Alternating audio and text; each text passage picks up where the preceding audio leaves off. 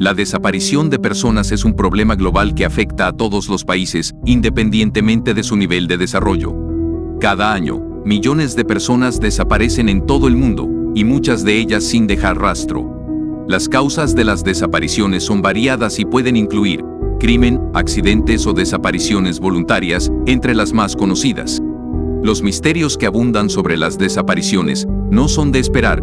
Las conspiraciones pueden tener su lado absurdo, pero por otro lado en algunas circunstancias, suelen tener su parte de verdad, y que ayudan a dar piezas para resolver pistas y posteriormente resolver casos complejos sin mucha información. Los casos presentados el día de hoy tratarán de abordar desapariciones en circunstancias extrañas, las incógnitas en torno a personas normales las cuales de un día a otro no volvieron a casa.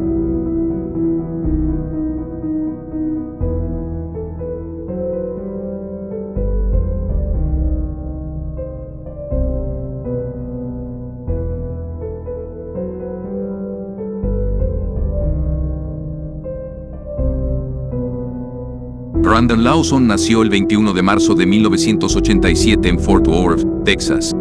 Era el mayor de 3 hermanos. Su padre, John Lawson, era un electricista, y su madre, Brenda Lawson, era ama de casa. Lawson se graduó de la escuela secundaria en 2005. Después de la escuela secundaria, trabajó como electricista. También era un jugador de fútbol americano aficionado. En 2009, Brandon se casó con Lassie Lawson. La pareja tuvo 2 hijos, una niña y un niño. La noche del 8 de agosto de 2013, Brandon Lawson salió de su casa en Fort Worth, Texas. Según información, Brandon y su esposa, Lassie, tuvieron una fuerte pelea esa noche. Posteriormente, Brandon sale de su casa. Tiempo después se dirigió a la zona de la autopista 277, cerca de Bronte, Texas. Hasta ahí se sabe de su paradero. En la madrugada de esa noche, Brandon hace una llamada al 911. Se le nota muy asustado e intenta pedir ayuda, pero es inútil. A continuación escucharemos la grabación de Brandon con el 911 antes de su desaparición. 911 emergency. Yes, I'm in the middle of the field. It's like we're just pushed some guys over. Right here going towards Javelin on both sides. My truck ran out of gas. There's one car here. You guys check the position to the woods. Quick burning. Okay, now run that by. We're not talking to them. I sure we ran into him. Ah, you ran into him, okay. That's the first guy. You need an ambulance? Yes, no, I need the cops. Okay. Is anybody hurt? No se sabe qué le sucedió a Brandon Lawson después de llamar al 911. Las autoridades no han podido encontrar su cuerpo. Si Lawson fue víctima de un crimen, es posible que su cuerpo esté enterrado en algún lugar de la zona. También es posible que su cuerpo haya sido trasladado a otro lugar. Si Lawson se perdió o sufrió un accidente, es posible que su cuerpo esté en algún lugar remoto de la zona. Si Lawson se suicidó, es posible que su cuerpo esté en algún lugar de la zona, o que haya sido trasladado a otro lugar. Hay cosas en medio de este caso, como por ejemplo que Brandon tenía antecedentes judiciales por porte de sustancias ilegales, tenía una orden vigente en su contra. Pero esto suena poco probable ya que él mismo llamó a la policía para pedir ayuda, no tiene sentido. En última instancia, no se sabe qué le sucedió a Brandon Lawson.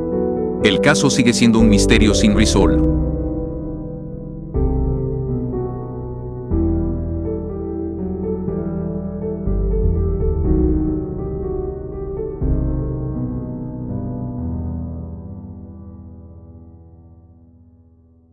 Richard John Bingham, séptimo conde de Lucan, nació en Londres en 1934. Era miembro de una familia aristocrática y se graduó de la prestigiosa Eton College. Después de servir en el ejército, trabajó como corredor de bolsa en Londres. En 1963, Lucan se casó con Veronica Duncan, con quien tuvo 3 hijos. El matrimonio se vio envuelto en problemas financieros y maritales. La noche del 7 de noviembre de 1974, Lucan fue a visitar a sus hijos en la casa de Verónica. Tiempo después los dos tuvieron una fuerte discusión, y Lucan se fue de la casa.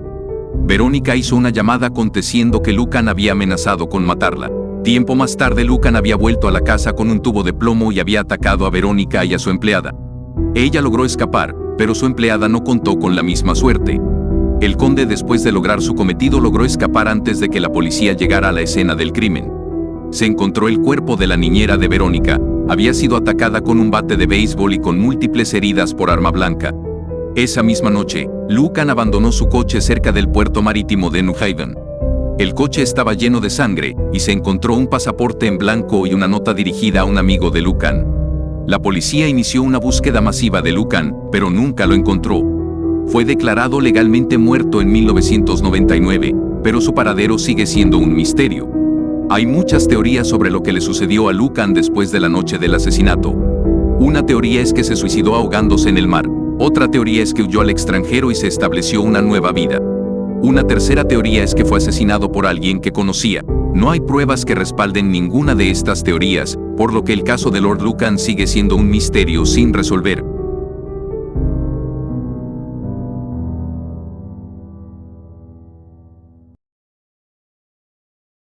El caso de los niños perdidos de Beaumont es uno de los misterios más famosos de Australia. Los hermanos Jane, Arna y Grant Beaumont, de 9, 7 y 4 años, respectivamente, desaparecieron de la playa de Glenelie, cerca de Adelaide repentinamente. El 26 de enero de 1966, los niños Beaumont fueron vistos por última vez en la playa de Glenelie. Los niños estaban jugando en la arena con un amigo. Según versiones, se les vio alejarse de la playa con un hombre alto, rubio y de cara delgada. El amigo de los niños, que era menor de edad, no pudo proporcionar una descripción detallada del hombre. Sin embargo, dijo que el hombre parecía amigable y que los niños se veían felices de estar con él. La madre de los niños, Nancy Beaumont, llegó a la playa a las 12:15 del día y no pudo encontrar a sus hijos. La policía inició una búsqueda inmediata, pero los niños nunca fueron encontrados. La policía investigó a fondo el caso, pero nunca pudo encontrar una pista sólida. Se entrevistó a cientos de personas, se realizaron registros en casas y negocios de la zona, e incluso se ofrecieron recompensas por información que condujera al paradero de los niños. Sin embargo, todas las pistas resultaron ser falsas. La policía llegó a la conclusión de que los niños habían sido secuestrados, pero no pudo identificar al secuestrador ni determinar su motivo.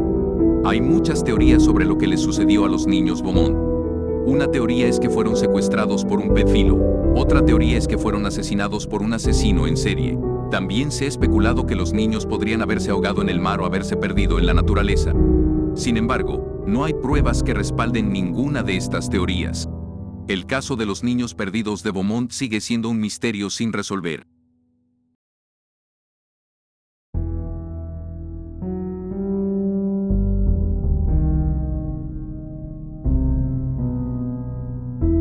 El 8 de marzo de 2014, el vuelo MH370 de Malaysia Airlines, con 239 personas a bordo, desapareció de los radares poco después de despegar de Kuala Lumpur, Malasia, con destino a Pekín, China. El caso sigue siendo uno de los misterios más famosos de la aviación. El vuelo MH370 era un Boeing 777-200ER que despegó del Aeropuerto Internacional de Kuala Lumpur a las 12:41 de la noche hora local. El avión estaba programado para llegar al Aeropuerto Internacional de Pekín Daxing a las 6:30 de la mañana hora local. El vuelo transcurrió sin incidentes hasta las 1:21 de la mañana hora local, cuando el avión desapareció de los radares. El avión no emitió ninguna señal de socorro y no se encontró ninguna evidencia de restos del avión. Las autoridades de Malasia, China y otros países iniciaron una búsqueda masiva del avión, pero no se encontraron restos. La búsqueda se suspendió en 2017, pero se ha reanudado varias veces desde entonces. Las autoridades han investigado varias teorías sobre lo que le sucedió al vuelo MH370, pero ninguna ha sido confirmada.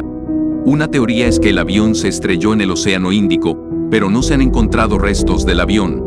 Otra teoría es que el avión fue secuestrado, pero no hay pruebas que respalden esta teoría. Hay muchas teorías sobre lo que le sucedió al vuelo MH370. Una teoría es que el avión se estrelló en el Océano Índico. Esta teoría se basa en el hecho de que los aviones no pueden volar durante mucho tiempo sin ser detectados por los radares. Otra teoría es que el avión fue secuestrado. Esta teoría se basa en el hecho de que el avión desapareció de los radares sin emitir ninguna señal de socorro. También se ha especulado que el avión podría haber sido derribado por un misil o por una bomba. Sin embargo, no hay pruebas que respalden ninguna de estas teorías.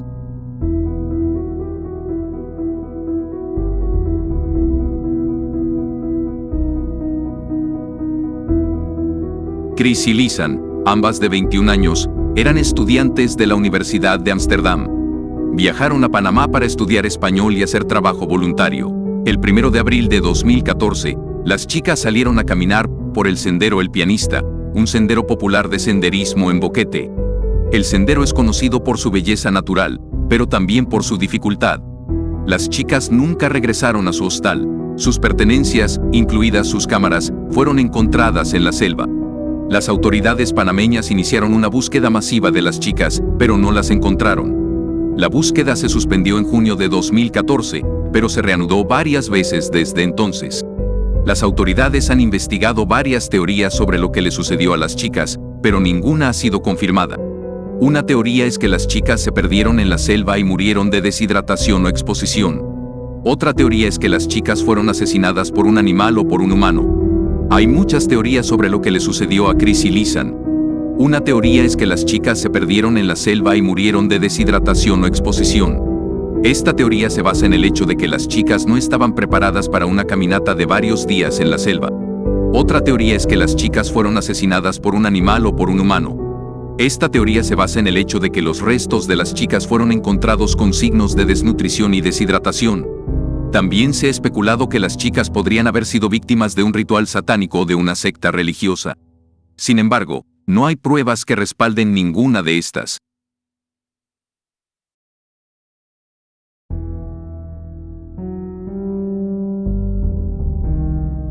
George Soder era un inmigrante italiano que había fundado una empresa de construcción exitosa en Bennington. Era un hombre devoto y protector de sus hijos. El 5 de diciembre de 1945, George Soder estaba trabajando en un proyecto de construcción cuando su esposa, Jenny, le dijo que las niñas habían salido de la casa para ver las luces de Navidad en la ciudad. George Soder no pensó nada de ello, ya que las niñas solían salir a jugar por las noches. Sin embargo, cuando George Soder llegó a casa a las 10 de la noche, las niñas no estaban allí. Jenny dijo que las había visto salir de la casa a las 7:45 de la mañana de la tarde, pero que no las había visto regresar. George Soder comenzó a buscar a sus hijas, pero no pudo encontrarlas. La policía de Bennington también comenzó una búsqueda, pero tampoco pudo encontrar a las niñas. La policía investigó el caso durante varios años, pero no pudo encontrar ninguna pista sólida. Las autoridades sospecharon de un incendio que había ocurrido en la casa de los Soder la noche de la desaparición de las niñas. Sin embargo, la investigación no pudo determinar si el incendio estaba relacionado con la desaparición de las niñas. En 1949, George Soder recibió una carta de un hombre que se hacía llamar JVM. En la carta, el hombre decía que había visto a las niñas en un campamento de gitanos en Nueva Orleans. Sin embargo, la policía no pudo encontrar ninguna evidencia que respaldara esta afirmación. Una teoría sugiere que fueron asesinadas. También se ha especulado que las niñas podrían haberse perdido en el bosque y haber muerto de frío o de hambre. Sin embargo, no hay pruebas que respalden ninguna de estas teorías. El caso de las hermanas Soder sigue siendo un misterio sin resolver.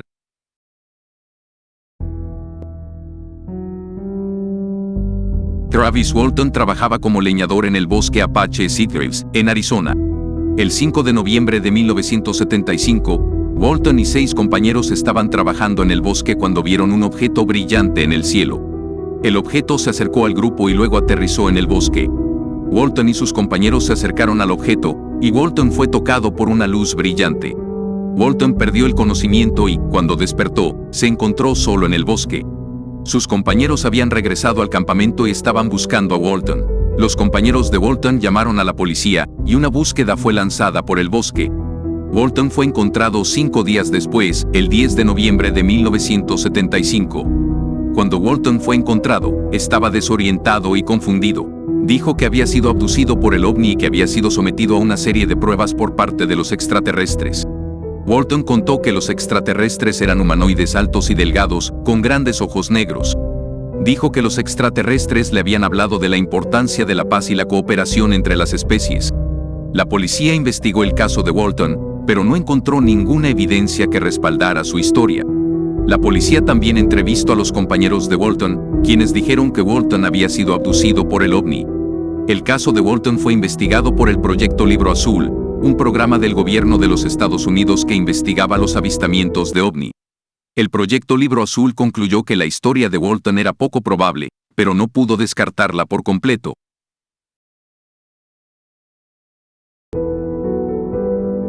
Natalie Holloway era una estudiante de secundaria de Mountain Brook, Alabama. Se encontraba en Aruba con un grupo de compañeros de clase para celebrar su graduación. El 30 de mayo de 2005, Natalie y sus amigos fueron a un bar llamado Carlos and Charlie's. Todo estaba muy bien hasta ciertas horas de la madrugada, hasta que Natalie fue vista por última vez en el bar a las 2 de la mañana. Ella y sus amigos estaban discutiendo con un grupo de hombres holandeses. Los amigos de Natalie dijeron que la vieron irse del bar con un hombre holandés. Desde ese momento no se sabe nada más sobre Natalie. La policía de Aruba investigó la desaparición de Natalie, pero no pudo encontrar ninguna pista sólida. La policía también interrogó al ciudadano holandés, pero él negó haber tenido nada que ver con su desaparición.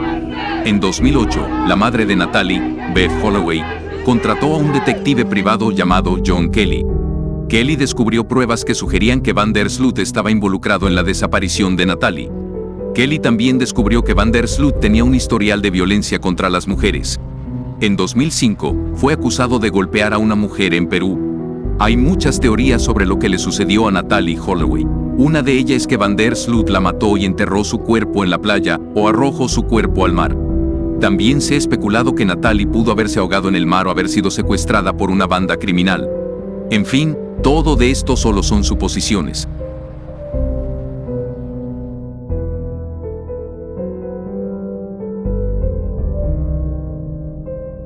El USS Cyclops era un barco carbonero de la clase Proteus de la Armada de los Estados Unidos. El barco fue construido en 1910 y tenía una longitud de 137 metros y un desplazamiento de 14.900 toneladas. El USS Cyclops estaba comandado por el capitán George W. Worley. La tripulación del barco estaba compuesta por 296 hombres, incluidos oficiales, marineros y civiles. El USS Cyclops partió de Barbados el 4 de marzo de 1918, con destino a Baltimore, Maryland. El barco estaba cargado con 10.800 toneladas de carbón. El USS Cyclops fue visto por última vez por un barco mercante el 10 de marzo de 1918, cerca de las Bermudas. El barco no llegó a su destino y nunca se ha encontrado ningún rastro de él o de su tripulación. La Armada de los Estados Unidos investigó la desaparición del USS Cyclops, pero no pudo encontrar ninguna pista sólida. La Armada consideró varias teorías, incluida la posibilidad de un ataque enemigo, un incendio, un naufragio o una tormenta. Sin embargo, ninguna de estas teorías pudo ser confirmada.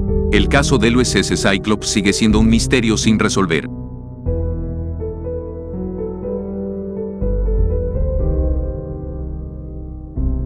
El SS Central America era un barco de vapor de la clase Vanderbilt de la compañía Pacific Mail Steamship Company.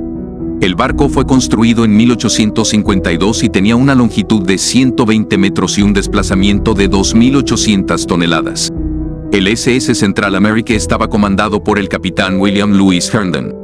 La tripulación del barco estaba compuesta por 296 hombres, incluidos oficiales, marineros y civiles. El SS Central America partió de Colón, Panamá, el 2 de septiembre de 1857, con destino a Nueva York. El barco estaba cargado con 1.415 lingotes de oro, valorados en unos 11 millones de dólares.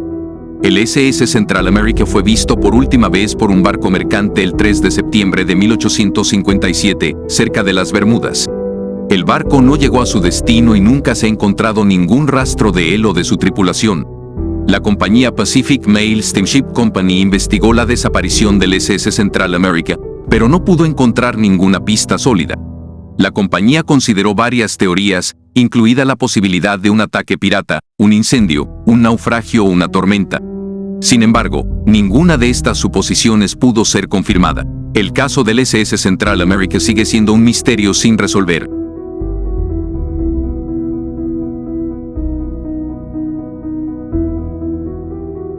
Brian Shaffer era un estudiante de la Facultad de Medicina de la Universidad de Ohio. El 31 de marzo de 2006, salió con sus amigos al Ugly Tuna Saloon para celebrar el final de los exámenes.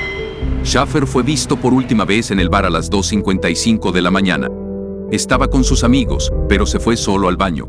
Nunca regresó. La policía de Columbus investigó la desaparición de Shaffer, pero no pudo encontrar ninguna pista sólida.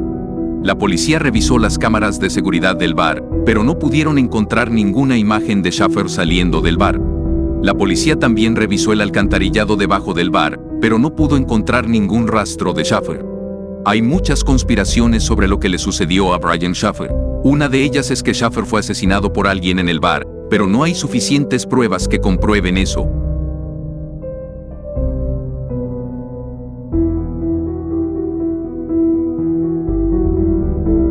El SS Oregon era un barco de vapor de la clase Pacific de la Compañía Occidental y Oriental Steamship Company. El barco fue construido en 1883 y tenía una longitud de 112 metros y un desplazamiento de 3.300 toneladas. El barco estaba comandado por el capitán Charles H. Frost. La tripulación del barco estaba compuesta por 203 hombres, incluidos oficiales, marineros y civiles. El SS Oregon partió de Liverpool, Inglaterra, el 18 de julio de 1886, con destino a Nueva York. El barco llevaba una carga de 1.800 toneladas de carbón, 1.000 toneladas de algodón y 100 pasajeros. Fue visto por última vez por un barco mercante el 21 de julio de 1886, cerca de las Azores. El barco no llegó a su destino y nunca se ha encontrado ningún rastro de él o de su tripulación. La Compañía Occidental y Oriental Steamship Company investigó la desaparición del SS Oregon, pero no pudo encontrar ninguna pista contundente. La compañía consideró varias posibilidades, incluida la posibilidad de un ataque pirata, un incendio, un naufragio o una tormenta. En 2023, el caso del SS Oregon sigue siendo un misterio sin resolver. La Compañía Occidental y Oriental Steamship Company cerró sus puertas en 1919, y los registros del caso se perdieron en un incendio.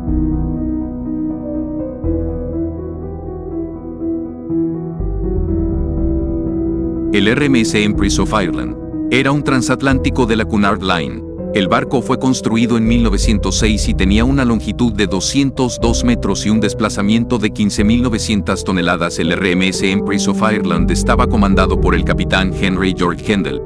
El barco llevaba una carga de 1.000 toneladas de carbón y 1.000 toneladas de carga general. El RMS Empress of Ireland partió de Quebec City el 28 de mayo de 1914, con destino a Liverpool, Inglaterra. El barco llevaba a bordo 1.137 pasajeros y tripulantes. El RMS Empress of Ireland se hundió a las 2:10 de la mañana del 29 de mayo de 1914. El barco chocó con el vapor noruego Osterstad, que estaba en ruta a Quebec City. La Comisión Real Canadiense investigó el hundimiento del RMS Empress of Ireland. La comisión encontró que el choque fue causado por la negligencia del capitán del Osterstad, que no había mantenido un rumbo adecuado. Sin embargo, la comisión también encontró que el RMS Empress of Ireland estaba mal equipado para un desastre. El barco no tenía suficientes botes salvavidas para todos los pasajeros y tripulantes, y los botes salvavidas que estaban disponibles no estaban en buen estado.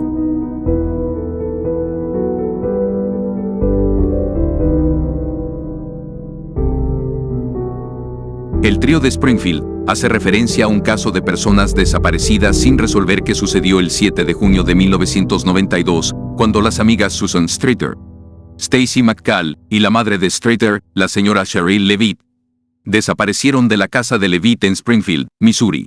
Todas sus pertenencias personales, incluidos automóviles y carteras, quedaron atrás. No había signos de forcejeo, excepto una luz rota de un auto Porsche. También hubo un mensaje en el contestador automático que la policía cree que podría haber proporcionado una pista sobre las desapariciones, pero fue borrado inadvertidamente. La policía de Springfield investigó la desaparición de las mujeres, pero no pudo encontrar ninguna pista más a la de un secuestro o asesinato. En 1997, Robert Craig Cox, un secuestrador y ladrón convicto, afirmó que sabía que las mujeres habían sido asesinadas y que sus cuerpos nunca serían recuperados. Ni su paradero ni sus restos han sido descubiertos. En 2023, el caso del trío de Springfield sigue siendo un misterio sin resolver. La policía de Springfield sigue recibiendo pistas sobre el caso, pero no ha habido ningún progreso significativo.